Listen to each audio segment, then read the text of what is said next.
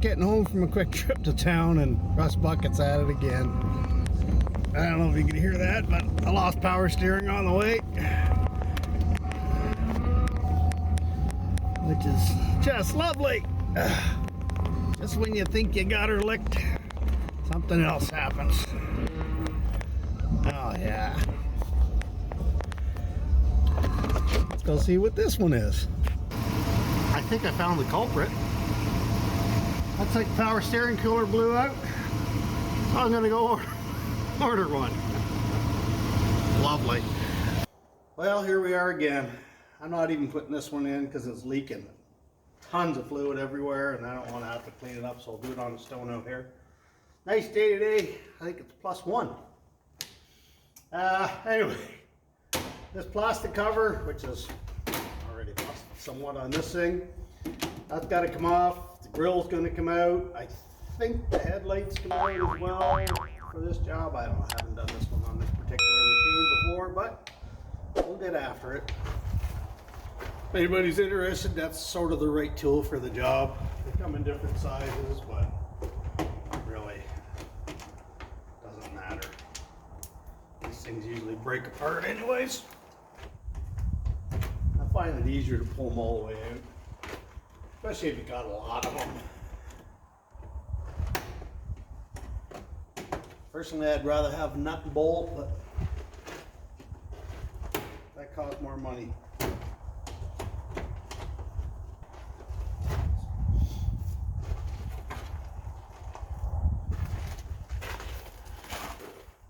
You can see it was spraying pretty good. It's landing up on top of the grill here and running down. So right on top is the hole. We're gonna get these tabs out from breaking. Usually you just gotta kind of squeeze them a bit. They'll come. Last thing you want to do is just go reefing on stuff. Yeah, they call it heavy duty. Every second thing you touch is made out of plastic. Do this without busting my grill here. Headlights come out real easy on this thing. I do like that. But man, some of these in the past used to be such a pain to get out. Just pull out the pin and the whole assembly comes out. Undo your bulbs. There we go. You got like that.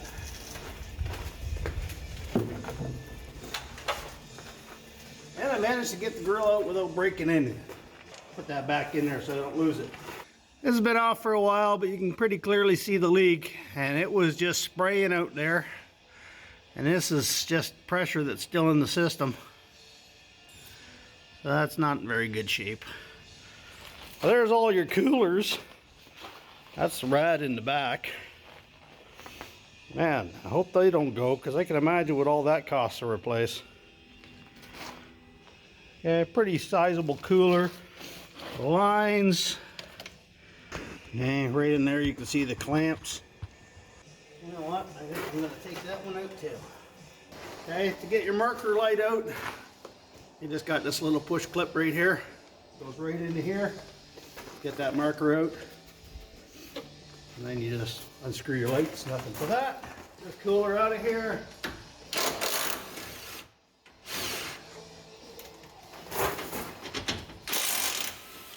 Well, parts store had one. I guess this is a pretty common thing. This one's made out of aluminum. Aluminium, if you're into that. Get these clamps off of here. So nice of GM to give you enough line to actually pull it out to where you can get at it. So that's a good thing. I was a little concerned at how I was getting at these lines, but there's quite a bit of slack, so you can pull it in and twist it and turn it to get it out of there. That did not want to come out. Why would they put a high pressure line on one side and then just a clamp on the other? It's a closed vessel, same pressure both sides. That makes no sense. This one is clearly low pressure lines, just clamps that would hold those on. And I get that. Shouldn't be a lot of pressure going into the cooler, you wouldn't think. But this end of this line is done as a high pressure fitting. But the other side's a low pressure. I'm going to go ahead and cut into that and use a clamp. I looked online and some of them come with that line on as a high pressure, and other ones, like this one, don't. So they're both listed as being for the HD version with HydroBoost. So hey, we'll cut into it, and if it doesn't work, then we'll buy us a line and a returnless cooler. Handy dandy little hose cutters here. Get it as close as I can. Well, cut that much off, not a big deal. And I think I'm just going to trim up the end of this one where the clamp was. Clamps cut in, you take them off, then they start leaking. It's easier to just do it right. I honestly don't think there's a difference, for obvious reasons, which one goes where. I mean, you got one that's a little longer than the other. That's really the only stipulation. Like I said, it shouldn't matter whether it goes in or out. There's no directional on this. We'll find out. Okay, so you just gotta finagle it in behind this big plastic piece here, and we're just gonna use stainless steel hose clamps. Nothing fancy there. And we'll take a page out of Fab Rats. We do it right because we do it twice. So maybe we'll do it twice. I really wish this plastic thing wasn't in the way. I see now why they sell the one with the one hose on, because that bottom one is a nightmare to get into. Yeah, I had as much of that as I can put up with. Oh, getting annoyed. More plastic junk. Without that junk in my way, now I can actually get at it.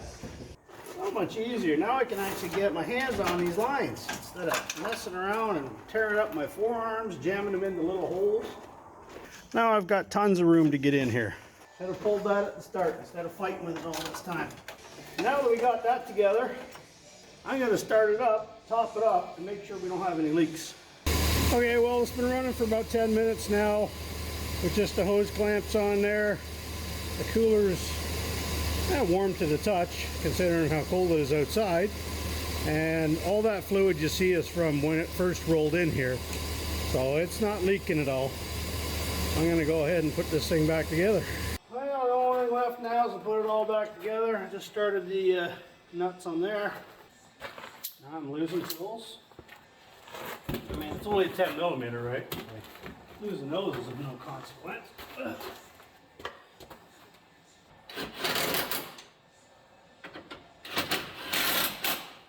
Ridiculously engineered plastic piece of junk. That's remarkable to me. What a mess that is. Okay, it's our little plastic nightmare. We just gotta get all our wires through their holes. Marker lights right there, turn signals here. They go through that bottom right hole.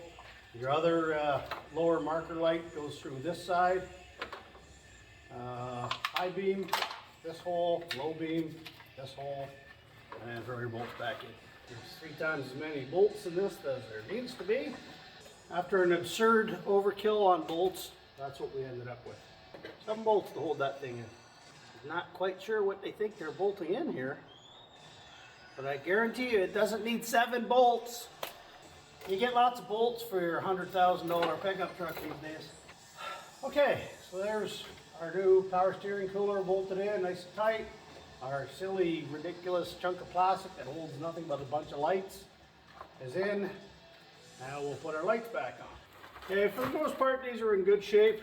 I mean, there is some water getting in them, but for the amount of driving that I do, I am not concerned about that. Like so. No tools for that bottom one. Okay, now these are foggy. It's all on the outside.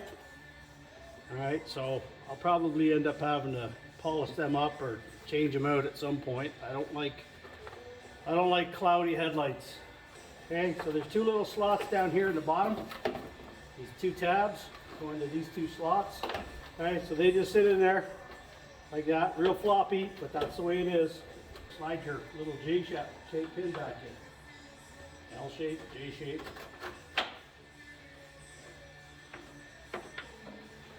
And that's all there is for the headlights.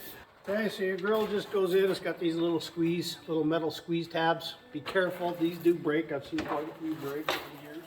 Now there's little guide pins beside the clips. So So it's a pretty easy thing to line up. As long as you haven't broken those off, everything just clips back into place. This one, there we go. Okay, better to just take a second and look before you go smashing it. Okay, next thing are a little plastic hoo-ha with the little plastic tabbies. And they just go in, push down, snap them in like that. Nothing but those. Okay, so there's your new power steering cooler in place. Like I said, there's a bunch of different ones with, some come with the hoses, so you actually put the hoses right on the power steering pump and the steering box. The dealer wanted $400 and change to do this job. The part cost me $75. A little bit of work. I mean, how much is your time worth to you?